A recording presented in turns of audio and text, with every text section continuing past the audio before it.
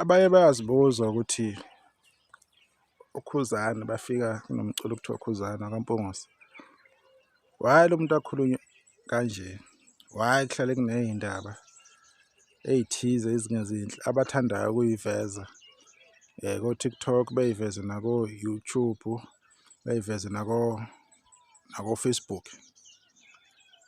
Omunye uzomangala ukuthi kahle kahle le ndoda kanti yini erong eyayenza kangaka, ngoba hhayi bayayikhuluma bona abayiyeki. Inkinga nje iyodwa nje ngoKhuzani, aziziningi, ukuthi wathatha iposition ababeyitshethe umuntu thizeni. Le nto ukuthi afika arole kumaskandi abeyitshethe ngomuntu thizeni ababefuna mhlawumbe a-take over, abeyitshethe ngoba sekufika yena automatically leyo position leyo sekuzoba eyakhe lowo mculi loyo. Bakhohlwa ukuthi la emhlabeni uyakusebenzela ukuba on top, wenza konke kusemandleni ukuthi ube phezulu, usebenzisa okwenkabi. Inkabi isebenza kanzima, ayikho into esebenza kanzima njengenkabi emhlabeni, whether inkabi yenkomo or inkabi yomuntu, kusebenza kanzima nje ukuba inkabi, understand. Futhi umsebenzi ongenadanke, because lokho osukwenzile ekugcina kosuku akube kusabonakala ukuthi wenzeni, kuphela lapho benefit abanye abantu kodwa kodwa usebenza. So uKhuzana kuningi akwenzile umaskandi, kodwa abantu abakhona abanadanki, ababongi, abanandaba nje. Kunalento yokuthi kuthiwa umaskandi ubani ufaka esitayileni, ukuswenka, ini hadunga hekhe emavasithi. So kule minyaka esiphuma kuyo sikhula should besingawazi thina umaskandi. Abanye abakhula bebengabazi ophuza ushukela, bebengabazi o-12 namaketshana, bebengabazi oBhek Muzi Luthuli, oShwi bebengabazi, isicathamiya ihlanganani, iZulu Messengers bezingazi, ziqhamuke nje ngo-2013. Zonke izinto nje bezingekho before. Bongadlala umculo emahostela, emakhaya bongaziwa. Ama-CD nama-cassette abengekho before lowo muntu loyo, abantu abacabanga ukuthi into yonke ibe khona base kufika yena. Konke bekukhona before lo muntu loyo. Ukuthi abantu bayathanda ukuyicreatela ihero yabo ephile emakhanda abo engazange iphile anywhere. Becala lo hero leyo iyona mhlawumbe enze izinto zibe khona. uKhuzani is one of the few amaskandi artist abaye baphindelela beya ko-SABC kuyokhuluma laphana kulama slot asuke khona ey'ndabeni, beya ko-e.tv, beya ko-DSTV, ko-Massive Music, beya ko-Channel O, 321. They've been there, they've done it over and over again.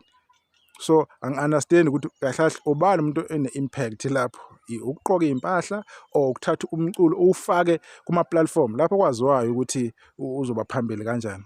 2020 uKhuzani engena ngengoma yakhe ijele, ijele lalivalile, lalivala eminyango, lashaya uKhuzini unumber 1, unumber 2 wayewu-300,000, uKhuzani over 956,000, kholwa kanjalo wamavoti, 956,000 ewunumber 1. Lalinzima ijele. Angeke uze ungitsheleke lapho ukuthi-ke omunye umuntu lapho uyena owafaka umaskandi-ke kubantu. Mhlawumbe abalandeli bakhe lo muntu loyo maybe indlela ayegqoka ngayo bayithanda. Thina sasibabona uMgqumeni begqoka, futhi uMgqumeni begqoka normal. Umuntu obegqoka ngempela umjikijelo, indwangu beyidlalisayo. I believe nomunye ubhodi mhlawumbe waze wayithanda indlela umjikijelo agqoka ngayo. So angeke simeje ngalokho ukuthi-ke by doing that it means wena ube ne-impact enkulu kumaskandi. Futhi angeke usitshele ngelast 16 months ukuthi wena wenza ingoma mhlawumbe nentombazane esebenza eNkabi Record, kwaba nengoma enhle oyenzile, waphinde futhi 4 months ago waphinde wenze ingoma enhle. Ngalokho-ke now we've changed ama-dynamics kumaskandi ukuthi uhamba kanjani. No, you didn't. Wena ucontribute-ile ukuthi-ke now sesikule era ekanje, suhamba kanje na ku-music. It doesn't necessarily mean ngoba wena usushintshile. uKhuzani ufukule yedwa lo mculo lo, ewushoke ehamba nawo.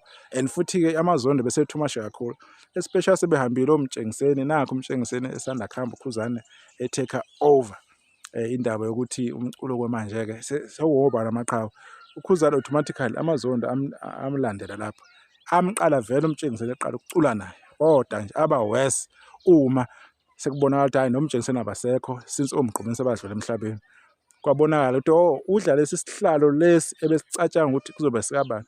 Baningi phela abantu abasupporta abanye amaciko ade beyitshela ukuthi yiwo okufuna bephezulu.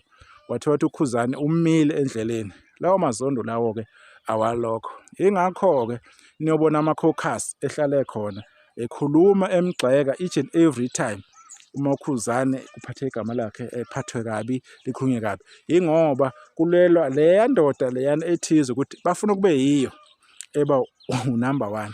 Mina ngazi ukuthi kaMaskandi uzoba unumber 1 kanjani ngoba nomuntu wenza lokhu afuna ukwenza. Ofuna ukushintsha umusic wakhe awumodify awumixe nepiano uyakwenza lokho. If kumsebenzela kuyamsebenzela lokho. If online ama-numbers are positive, then ama-numbers are positive. So lento ukuthi ufuna ukuba unumber 1 uzokwenza kanjani lokho? Uzodlula wonke umsebenzi kaKhuzani awenza. Uzokhava ukuthi uKhuzani waqedela i-album ebhovu at least ingoma eziwu4. Wakhipha i-album emnandi yokuqala yayithi bahluleka yabo. Uzokhona ukukhava leyo nto leyo.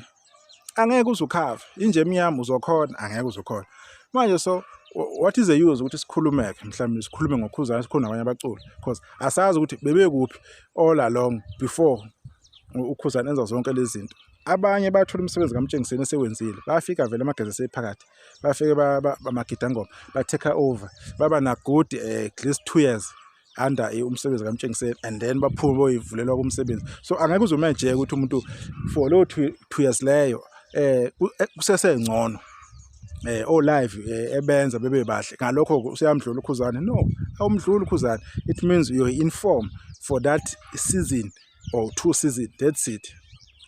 Baningi abantu abafikile kuMaskandi, baningi abantu abahambile kodwa uKhuzani ulokhu emile. Kunalokho uKhuzani instead ukuthi ashone phansi uyaphezulu.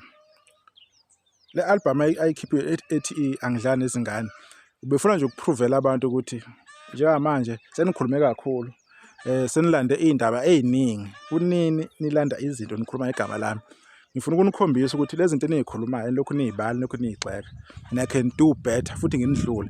Wabadlula bonke wabashiya phansi bahamba ngezinto. Abasathandi futhi uKhuzani bayisenza kahle. Ade bemgxeka ubusuku nemini. If uKhuzani ese adjust umsebenzi wakhe ukuthi ke alright yithi ke manje ke ngibe ku level le ngifuna ngibeke kuyona seyophezulu kakhulu futhi manje uKhuzani sebezomdlula bethini because i-album yaKhuzani ovala.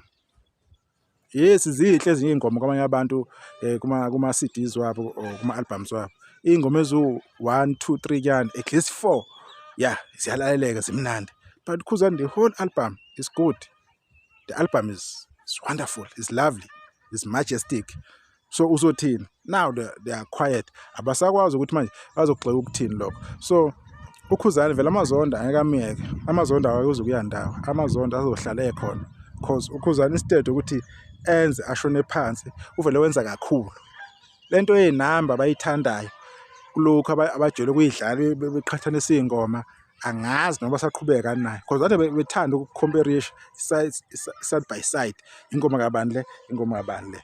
Hayi kulokho angazi bayacinga khona bezama ukuthi kusondeze kubona ukuthi ayikho lonto leyo. So uKhuzani lapha khona kumele azi ukuthi as long as esenza kahle uKhuzani as long as ebahlula ngisho sebehlangene lapha abahlangene khona bazaqhubeka emzona because bayayifuna leya position leyo and uKhuzani akeze ukusuka lapha ku-number 1. Lokho nje kumele bekwazi. Ngisho kuthiwa i-support akwaGoqa ayikho mhlambe ayikhulumna kakhulu kubahlula nje uKhuzani ezenza nje umsebenzi wakhe. Angiphathi mase kune-support nabalandeli sebesondele sebeziveza ukuthi sikhona kuvele kube yidabula kube yinkinga. So abantu abakhululeke behlisa umoya uKhuzani akeze kuyandawo emculweni akeze ukwehla. Bangawenza abantu lo ma history lawo ku Spotify siyababongela kodwa it's just that kuphela lapho ku Spotify kuphela lapho ku YouTube lawo maculo lawo. When it comes to music yibongo ukuhlanganisa imsindo indlela uthi belangena ngayo amasando uKhuzani kunamasando awasebenzile this time they are wonderful, they are great. So basasekude kakhulu futhi kule album yabemkhaya uKhuzani sanele bethathe nje iminyakanyana nje maybe 3 years bayo research kabanzi ukuthi yini singayenza ukuthi sidlule insizwa kaMpungu sayo ngoba yenze kakhulu ivele ya sample.